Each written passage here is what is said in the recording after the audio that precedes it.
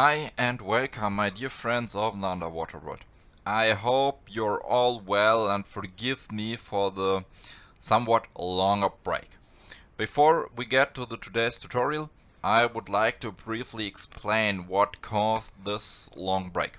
Unfortunately, I still have a problem with the storage medium for uploading all the underwater shots from the last two trips.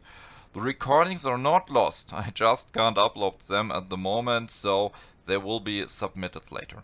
This, combined with the flu at the beginning of the year and the fact that this tutorial took several weeks to prepare, I hope you can understand my situation.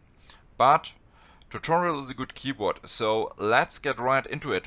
Today we are looking at regulators, and I'd like to present and explain their basic functions to you, as a regulator is a complex unit that usually consists of a first and two second stages.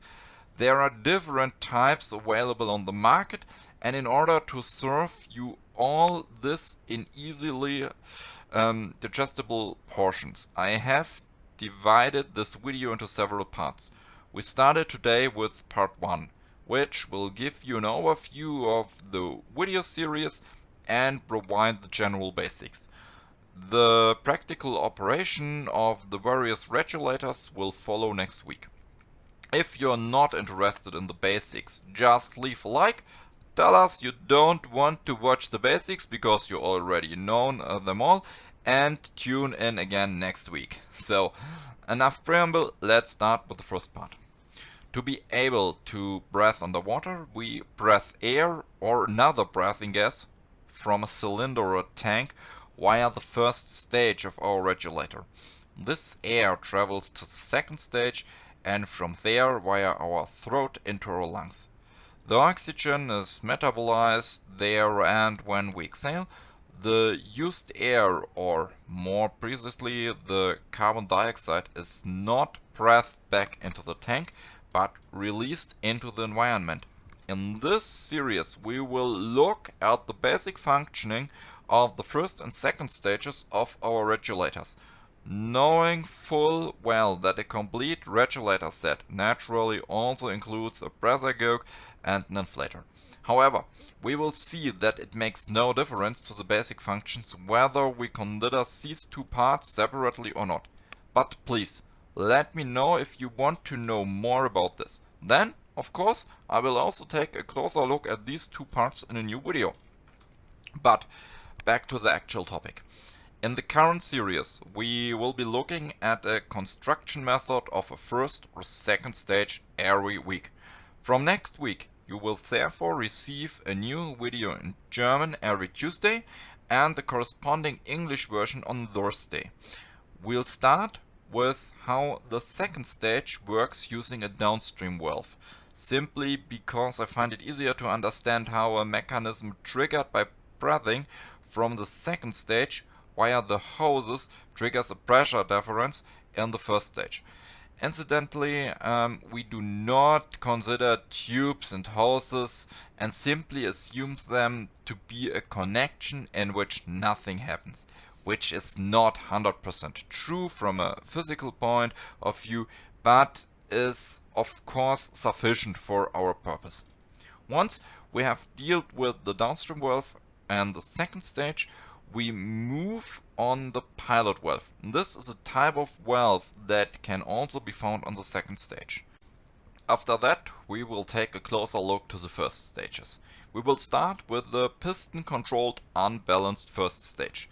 In my opinion, this is the easiest to understand and therefore forms the ideal basis for looking at the piston-controlled balanced first stage in the following week.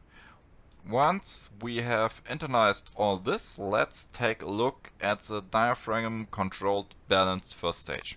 So, as you can see, we have a lot planned for the next few weeks, and I hope you'll still stay tuned. One thing in advance, even though I will list the advantages and disadvantages of individual regulator types, the focus of this video will be on the basic functionality.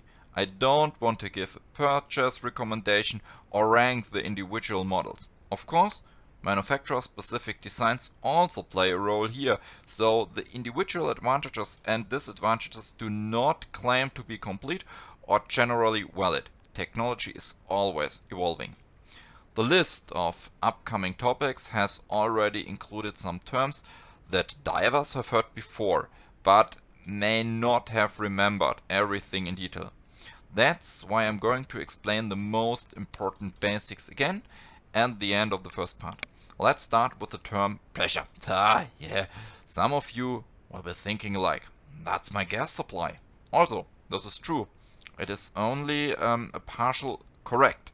This is because the physical unit of pressure is a force that acts on an area. For example, force per area. To increase the pressure, we can therefore either increase the force or reduce the surface area.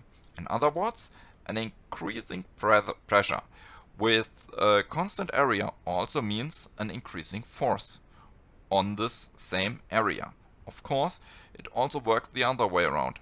Less pressure means less force or a larger surface area.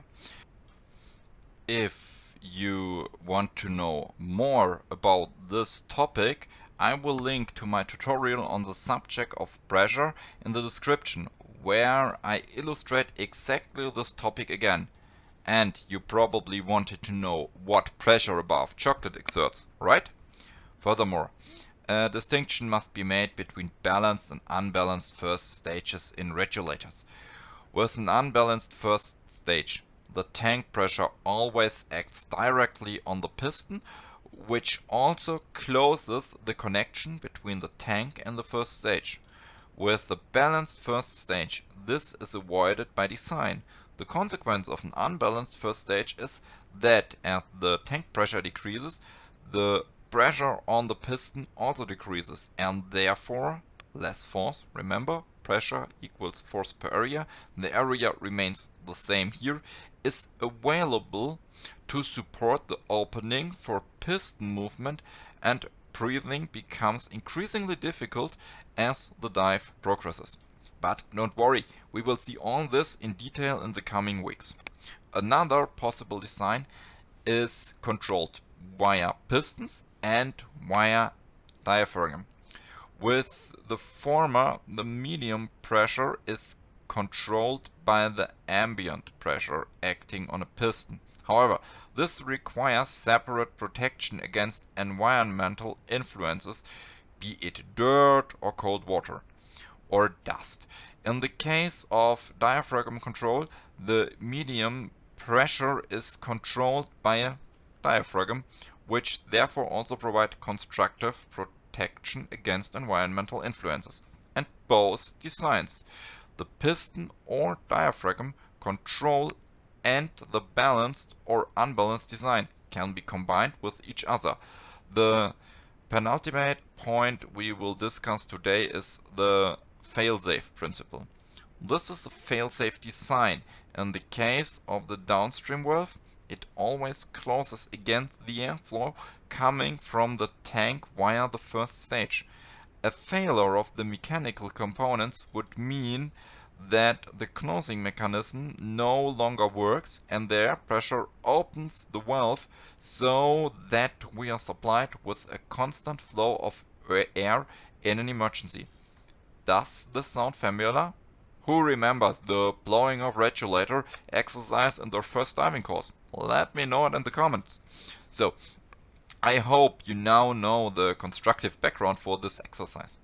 Finally, let's take a quick look at the Venturi effect. This is used in the downstream valves of the second stages. When a gas or a liquid flows through a constriction, the velocity increases in the constriction before it drops again after the constriction. At the same time, according to Bernoulli's principle from technical fluid mechanics, an increase in flow velocity means a decrease in pressure. We utilize this principle in order to require less force when inhaling to keep the rocker arm open with the second stage. Here's a little experiment that you can try out by yourself. You need 2 sheets of paper. Hold them in front of you so that there is a narrow gap between the two sheets and blow vigorously through them. Make sure that there is enough free space under the sheets. It is best to do this standing upright. What do you think will happen? Feel free to let me know in the comments and whether or not your guess is in line with the following explanation. Did you suspect that the sheets would be blown apart by blowing? Sounds logical, but unfortunately it's wrong. The sheets form a constriction so that the flow velocity is increased here, and as a result the pressure decreases. This means that the pressure between the sheets is lower than on the outside, and they are pressed together. The same also applies when train arrives at a station. The lines that should not be crossed when a train is approaching are the areas where a vacuum is sufficient to pull you toward the tracks and the approaching train. But enough for the experimental physics. Next week we'll find out exactly which rocker arm I mean and how the second stage works. Until then, please leave me a like and a comment, and I say goodbye and wish you good air at all times, and see you next time.